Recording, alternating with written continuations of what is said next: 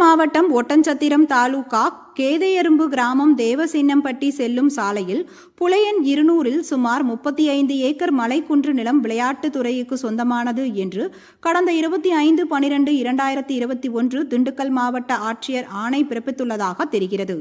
இந்த மலைப்பகுதியை சமன் செய்வதாக கூறிக்கொண்டு கடந்த 3 வருடத்திற்கு மேலாக சமன் செய்யாமல் மலையை பிளந்து கற்களை மட்டும் ஒதுக்கிவிட்டு செம்மண்ணை அள்ளி கடத்தி செல்கிறது ஒரு கும்பல். இதில் அரசு மைதானமோ மருத்துவமனையோ அல்லது அரசு பொது கட்டிடம் ஏதாவது வருகிறதென்றால் தமிழக அரசால் பொது ஏலம் விடப்பட்டு உடனடியாக வேலையை தொடங்கி துரிதமாக நடைபெறுவது வழக்கம். ஆனால் பொதுவாக பணிகள் ஏதும் நடைபெறாமல் இருப்பதால் அரசு சொத்துதானே என்று பாதுகாப்பற்ற முறையில் இருப்பதால் மணல் திருட்டில் ஈடுபடுபவர்கள் தங்களுக்கு சாதகமாக்கி கொண்டு கொள்ளையடிப்பதாக அப்பகுதி மக்கள் தெரிவித்தனர். இதனால் மதுரை உயர்நீதிமன்ற கிளை மண்ணெடுக்க தடை செய்த போதிலும் அதிகாரப்பூர்வமற்ற சீட்டை வைத்துக்கொண்டு அரசை ஏமாற்றி நாள் ஒன்றுக்கு பல லட்சங்கள் அரசுக்கு வருவாய் இழப்பு ஏற்படுவதாக சமூக ஆர்வலர்கள் குற்றம் சாட்டுகின்றனர்.